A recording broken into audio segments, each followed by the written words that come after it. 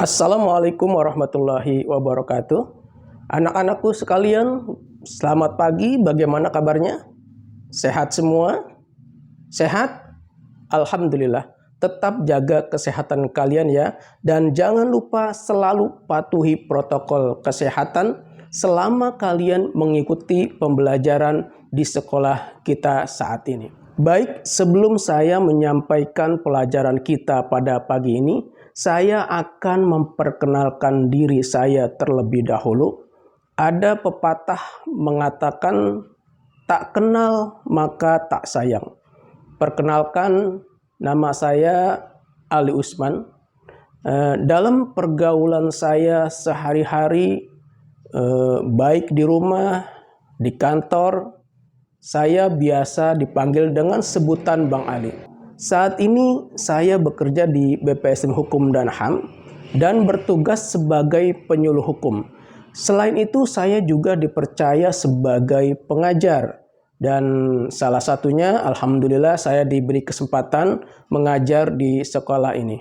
Baik, setelah tadi saya memperkenalkan diri, saya juga ingin berkenalan dengan kalian satu persatu.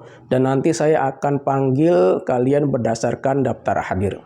Baik, setelah sesi saling kenal, saya mau bertanya kira-kira materi kita pagi ini tentang apa ya? Siapa yang tahu? Iya, Tommy, apa pelajaran kita pada pagi hari ini? Iya, betul sekali. Jadi pelajaran kita pada pagi ini adalah tentang mengenal apa itu kekayaan intelektual. Kira-kira dari kalian mungkin sudah ada yang tahu atau mungkin pernah mendengar apa itu kekayaan intelektual atau apa yang dimaksud dengan kekayaan intelektual. Coba Tommy, apa kamu sudah tahu apa yang dimaksud dengan kekayaan intelektual? Belum. Agung, kamu tahu apa pengertian dari kekayaan intelektual? Belum tahu juga. Baik, tidak apa-apa. Mungkin yang lain ada yang tahu? Belum tahu juga. Baik, kalau tidak ada yang tahu, saya akan jelaskan apa itu kekayaan intelektual atau apa yang dimaksud dengan kekayaan intelektual. Nah, sekarang coba kalian perhatikan. Jadi yang dimaksud dengan kekayaan intelektual adalah hak yang timbul dari hasil olah pikir yang menghasilkan suatu produk atau proses yang berguna untuk manusia. Pada intinya, kekayaan intelektual adalah hak untuk menikmati secara ekonomis hasil dari suatu kreativitas intelektual. Itu yang dimaksud dengan kekayaan intelektual. Kemudian perlu kalian tahu juga bahwa kekayaan intelektual ini ada beberapa jenis atau ada ragamnya, yaitu hak cipta, merek, desain industri, paten, desain tata letak sirkuit terpadu, kemudian ada rahasia dagang, indikasi geografis, dan kekayaan intelektual komunal. Dari semua jenis kekayaan intelektual yang saya sebutkan ini memiliki ciri khas dan karakter masing-masing. Nah, pada kesempatan pertemuan yang pertama ini, saya hanya akan menjelaskan tentang hak cipta. Perlu kalian tahu bahwa ketentuan hak cipta ini diatur dalam Undang-Undang Nomor 28 Tahun 2014 tentang hak cipta. Untuk jenis-jenis kekayaan intelektual yang lain akan saya bahas atau akan saya sampaikan pada pertemuan minggu depan atau pertemuan selanjutnya. Baik, kita mulai dari pengertian hak cipta terlebih dahulu.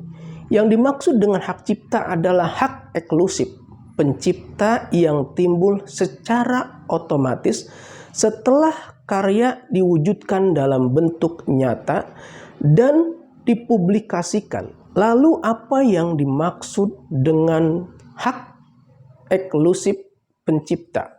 Hak eksklusif pencipta adalah hak moral dan hak ekonomi.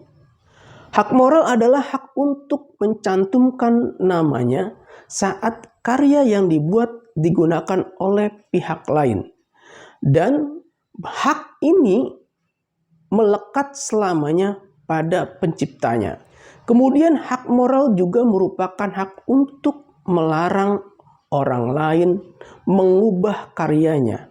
Sedangkan hak ekonomi adalah hak untuk mendapatkan manfaat ekonomi dari penggunaan karya cipta.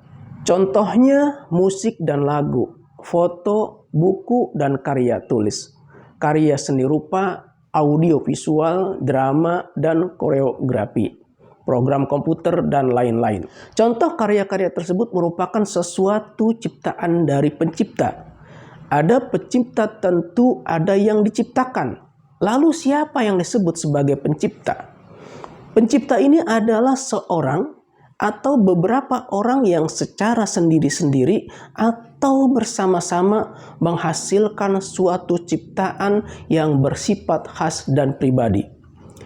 Sedangkan yang dimaksud dengan ciptaan adalah setiap hasil karya cipta di bidang ilmu pengetahuan, seni, dan sastra yang dihasilkan atas inspirasi, kemampuan, pikiran, imajinasi, kecekatan, keterampilan, atau keahlian yang diekspresikan dalam bentuk nyata.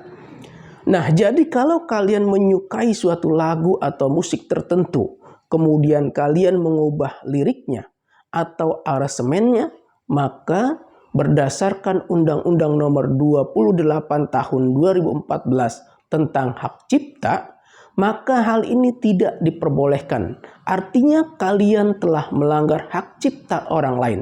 Oleh karenanya, sebagai bentuk kejujuran kalian harus terlebih dahulu meminta izin kepada penciptanya untuk merubah lirik atau aransemen dari sebuah lagu yang diinginkan.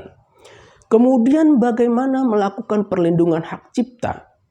Perlindungan hak cipta bisa didapatkan secara otomatis setelah suatu karya dipublikasikan atau diumumkan. Adapun lama perlindungannya beragam, tentu sesuai dengan perwujudan dan karya ciptanya. Untuk karya cipta berupa buku, lagu, atau musik, lukisan, tari, drama, peta, seni motif, dan karya-karya sejenisnya, perlindungannya berlaku seumur hidup dan ditambah atau terus berlangsung selama 70 tahun setelah penciptanya meninggal dunia dan berlaku tanggal 1 Januari tahun berikutnya. Ketentuan ini bisa dilihat di pasal 58 Undang-Undang Nomor 28 Tahun 2014 tentang hak cipta. Kemudian perlindungan hak cipta atas ciptaan berupa fotografi, sinematografi, program komputer, terjemahan atau adaptasi atau modifikasi, dan karya lainnya, perlindungannya 5 tahun sejak ciptaan pertama kali dipublikasikan. Adapun untuk karya berupa seni terapan, perlindungannya itu selama 25 tahun sejak ciptaan pertama kali dipublikasikan. Hal ini diatur dalam pasal 59 ayat 2 Undang-Undang Nomor 28 Tahun 2014 tentang hak cipta. Baik anak-anakku sekalian, perlu diingat kalau kalian suatu saat nanti menjadi seorang kreator, misalkan kalian membuat karya berupa lukisan atau yang lainnya. Nah, agar lukisan kalian mendapatkan perlindungan, maka penting sekali untuk mendokumentasikannya, seluruh karya yang dibuat, sebagai bukti kalau kalian adalah pencipta karya yang asli. Tapi kalian harus jujur bahwa lukisan yang kalian buat merupakan hasil karya kalian sendiri. Ingat, saya pesankan kepada kalian dan juga untuk diri saya sendiri Biasakanlah untuk jujur, karena kejujuran itu menuntun kita pada kebaikan, dan kebaikan itu menuntun kita pada keselamatan. Kemudian bagaimana caranya kalian melakukan perlindungan terhadap karya kalian? Caranya yaitu bisa dengan mengunggah ke media sosial atau website portofolio kalian sendiri, atau kalian juga bisa mencatatkan karya-karya ciptaan kalian ke DJKI atau Direktorat Jenderal Kekayaan Intelektual, atau bisa secara online dengan cara login pada akun hak cipta, yaitu https://hakcipta.dgip.go.id. Kemudian bagaimana jika ada pihak yang menggunakan ciptaan kalian tanpa izin?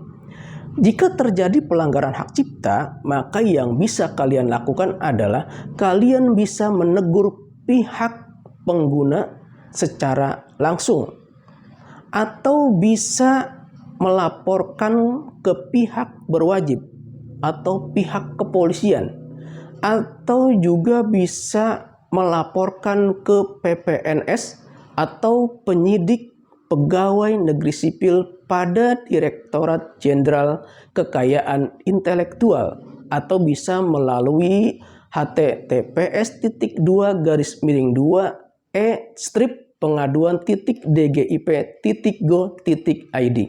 Kemudian bagaimana jika kalian ingin menggunakan karya orang lain?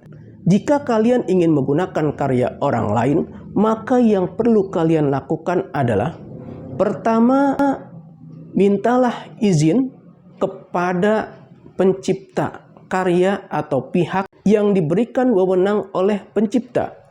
Kemudian yang kedua, buatlah perjanjian tertulis yang menjelaskan apa hak dan kewajiban masing-masing pihak. Baik anak-anakku sekalian, mungkin ini saja yang saya sampaikan tentang hak cipta. Dan insya Allah minggu depan kita lanjutkan dengan pembahasan jenis-jenis kekayaan intelektual yang lain. Sebelum saya tutup pelajaran kita pada pagi ini, apakah ada di antara kalian yang mau bertanya? Ada? Tidak ada. Baik, kalau tidak ada yang bertanya, saya tutup pertemuan kita pagi ini dengan mengucapkan alhamdulillah dan terima kasih atas perhatian kalian semua. Insya Allah kita bertemu kembali minggu depan untuk pembahasan jenis-jenis kekayaan intelektual yang lain. Wassalamualaikum warahmatullahi wabarakatuh.